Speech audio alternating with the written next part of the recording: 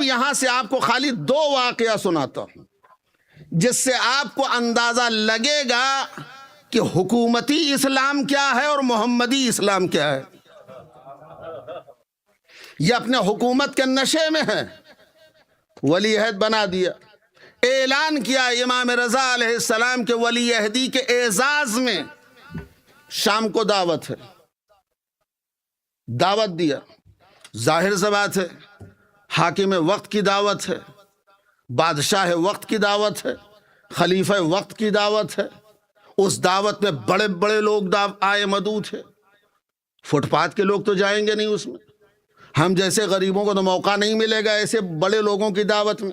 رؤساء، دولت مند، ثروت مند، وزراء، آفیسرز سب مدعو تھے، یعنی بادشاہی دسترخوان بچھایا گیا پورے دربار میں، یہاں سے وہاں تک ایک لمبا چوڑا دسترخوان، اس کے اوپر انواع و اقسام کی مختلف غذائیں چنی گئیں، اور تمام بزرگان آ کر کے اس دسترخوان پر بیٹھے، صدر محفل میں امام بیٹھے، اس لیے کہ انہی کے اعزاز میں کھانا کھلایا جائے، دعوت دی جا رہی ہے۔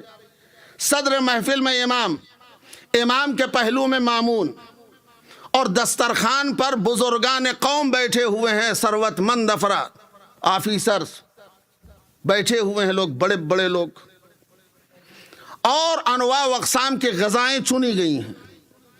چاروں طرف امام نے نگاہ اٹھائی تو غلام ہاتھ باندھے ہوئے ہر آدمی کے پیچھے کھڑے ہیں۔ ظاہر سے بات ہے حاکم کی دعوت ہے تو نوکر اور غلام کی کمی تو ہوگی نہیں۔ ہم لوگوں کی دعوت تھوڑی ہے کہ 10-20 آدمی بلا لیا تو 1-2 آدمی بیچارہ کہیں ادھر دوڑا، کہیں ادھر بھاگ رہا، کہیں روٹی لا رہا، کہیں سالن لا رہا، کہیں پانی لا رہا ہے۔ وہاں شہنشاہیت کی دعوت ہے، بادشاہ ہو وقت کی دعوت ہے۔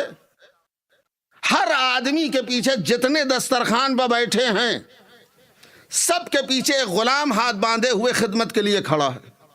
وہاں غلاموں کی کمی نہیں ہے۔ دسترخوان چنا گیا، لوگ بیٹھے ہوئے ہیں، ہر آدمی کے پیچھے ایک غلام ہاتھ باندھے ہوئے کھڑا ہے خدمت کی خاطر۔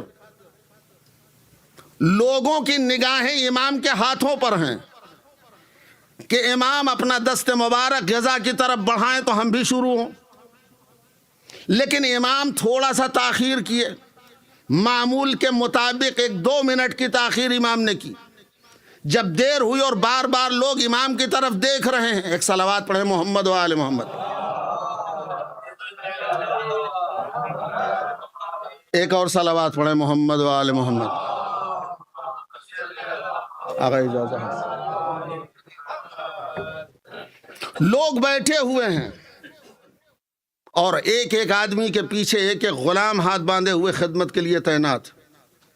لوگوں کی نگاہیں امام کے دست مبارک پر کہ حضرت کب ہاتھ غذا کی طرف بڑھائیں اور ہم بھی شروع ہوں۔ جب تھوڑی دیر گزر گئی تو مامون نے امام کے چہرے پر مسکرا کے نظر کی، کہا فرزند رسول یہ دسترخوان پر ثواب کے انتظار میں بیٹھے ہیں کہ آپ نوش فرمائیں تو یہ بھی شروع ہو جائیں۔ امام یہی کہلوانا چاہ رہے تھے اس سے۔ جیسے اس نے کہا کہ مولا یہ سب آپ کے انتظار میں ہے کہ آپ کھانا نوش کریں تو لوگ بھی شروع ہو جائیں، امام نے سر اٹھایا اور چاروں طرف دیکھا، کہا اور یہ لوگ جو کھڑے ہیں، یہ جو کھڑے ہیں، کہا سرکار یہ غلام ہیں، یہ غلام ہیں۔ امام نے فرمایا یہ مسلمان نہیں ہیں۔ کہا حضور یہ غلام ہے، غلام ہے۔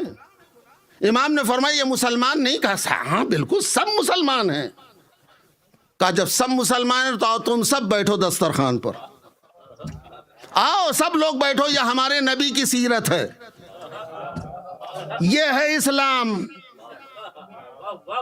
وہ ہے حکومتی اسلام کہ ہم کھائیں غلام کھڑا رہے، اس کو ہمارے ساتھ دسترخوان پہ بیٹھنے کا حق نہیں ہے۔ جب ہم کھا لیں گے، جب کھانا بچے گا، جو بچے گا وہ اپنے بھوک کے آگ کو بجھائے گا۔ امام نے فرمایا آؤ بھائی تم سب بھی بیٹھو ہمارے ساتھ، سب بیٹھو، یہ ہمارے جد کی سنت یہی ہے کہ سب مل کر کے کھائیں۔ اب کیا تھا، ہر آدمی کے پہلو میں غلام بٹھایا امام نے۔ ہر بڑے کے بغل میں غلام. اور امام نے فرمایا بسم اللہ سب کھا شروع کرو.